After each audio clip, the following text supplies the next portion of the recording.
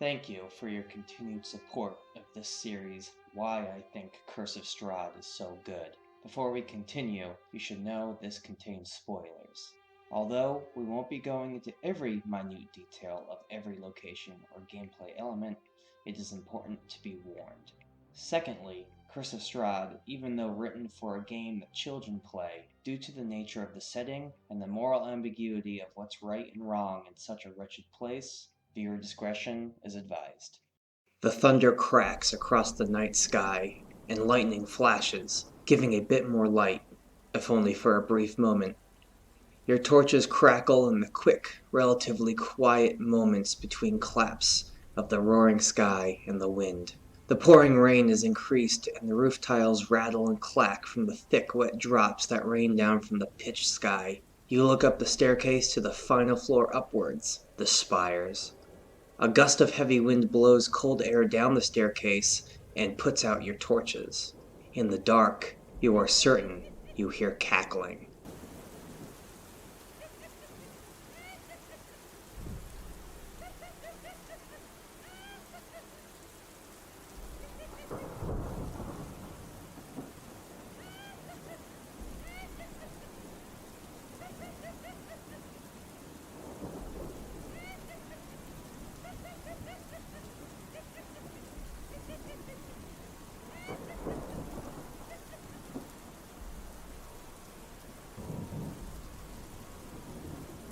Let's finish our tour of Ravenloft's upper floors by slowly making our way up the spires.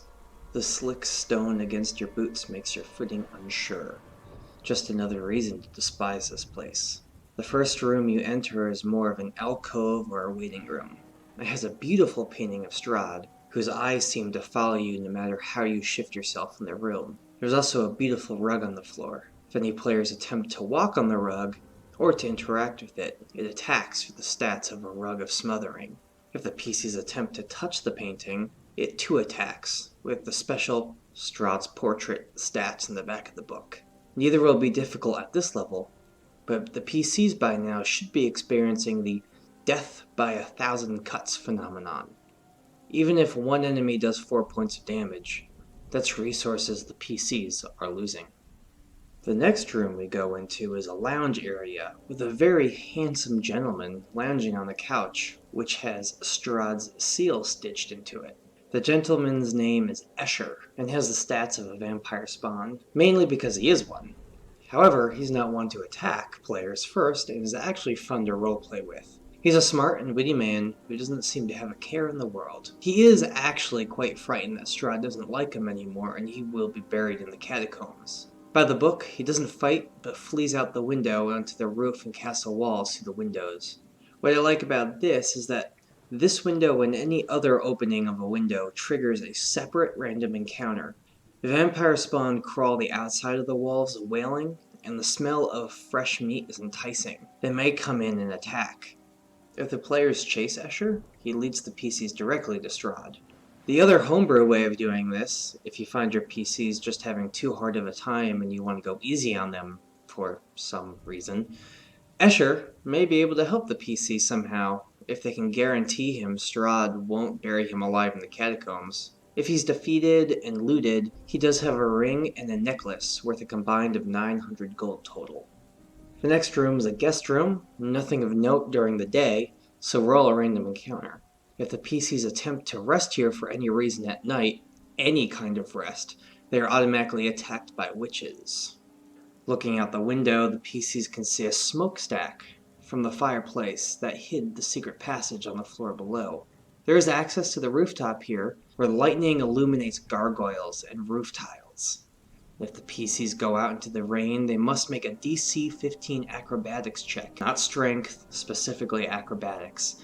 If they fail by 5 or more, they drop 40 feet and take the full fall damage. By the book, roll a random encounter here, but I usually have 1d4 vampire spawn who climb the walls to attack the PCs. There is a closet on this part of the spire with a trapdoor that goes upward, but we've already discussed that I'm not going into all the traps and all the super special secret rooms. Our tour will continue up the stairs into a familiar room. Not because it's familiar, to the players, but because there are familiars there. In case you haven't figured it out, this castle can be confusing. In here, the PCs find 3 couches with most of the stuffing removed and the wooden legs clawed to almost nothing. The ceiling is so low that only the halfling and the gnome and the dwarf feel not as claustrophobic, but they're still uncomfortable with how low and tight it is. The smell is incredibly foul, and in the dark corner of the room, 3 sets of green eyes pierce the inky shadows. A loud set of cat screeches bellows out, and then the eyes are gone. The smelly room leads to a room dominated by a cauldron that bubbles and gives off fumes that would normally be noxious, but somewhat welcome from the litter box smell in the former room. The taller characters can breathe a sigh of relief as they can stand up straight and examine the jars filled with interesting concoctions. Nothing in the vials is beneficial to the PCs, but if you want to ratchet up the creep factor, use heads of people that went missing in some of the other towns you explored earlier in the adventure. There's actually something of interest in here: 7 invisible witches that will attack the players. Now, Barovian witches are CR 1/2, and 7 of them isn't that hard, so if the PCs are somehow breezing through the castle, giving them the spellcasting feature, that is the witches, of a coven of hags can make them a little bit more hard to deal with. Now, if you really want to be a jerk, make them all green hags instead, and if you really want to punish your cocky players, make all 7 of them night hags. Either way, the witches all have a potion of healing on them, which is hilariously misleading, because they have a 30% chance of being a potion of poison instead. So just boldface give the players 7 potions of healing, and when they use it, at least one of them will screw the PCs over who drink it, mathematically speaking. There is also a spell book in here, but you need to be evil to have it. It's also not very helpful anyway, as the wizard who would be using it already has most of the 1st and 2nd level spells that would be in there anyway. Now we're going to go up towards the tower roof. The rain pummels the PCs on here, but no scripted encounter. That means roll a random encounter, or throw 1d4 vampire spawn at them. The vampire spawn part is homebrew, but it's very thematic. The same goes for the bridge that crosses over to the next spire. The bridge has an interesting aspect to it. If, during a random encounter that you roll, the PCs take a hit of any kind, they must succeed a DC 10 dex save or fall 60 feet. It seems mean, but in case you haven't gotten the picture, this is a dungeon where being brutal is sort of the idea. I promise as a DM, I'm not normally mean, but in Curse of Strahd you really have to ratchet up the brutal factor, especially in Strahd's castle. Now let's go up to the high tower peak first, before the second fatter and squatter peak on the far side of us. Up the tower to K59 is the high tower peak, where the PCs hear a rustle in the rafters. Lightning flares and illuminates what looks to be a moving puppet or jack-o'-lantern with a body hiding in the dark. That's how the box text describes it. As a side note, and I have permission to say this without using names, this encounter gave one of my players a full-on meltdown. I had set up the dungeon and the atmosphere so well that we needed to take a 10-minute break when I described the creepy puppet man in the rafters. He said I could tell the story of this because of how well I was able to attain a visceral reaction from him and even the rest of the table. This and a Call of Cthulhu scenario are the only times I've ever been able to freak the players out this much, where we actually needed to take a break. Turns out this puppet man is a clockwork version of the Jester Piddlewick. He's the Jester ghost that we met on the last floor. He's a mute and considered a construct. Oddly enough, he's considered neutral evil, so if a player like a paladin or anyone else who has the ability to detect good and evil can detect it, he will find Piddlewick 2 hiding.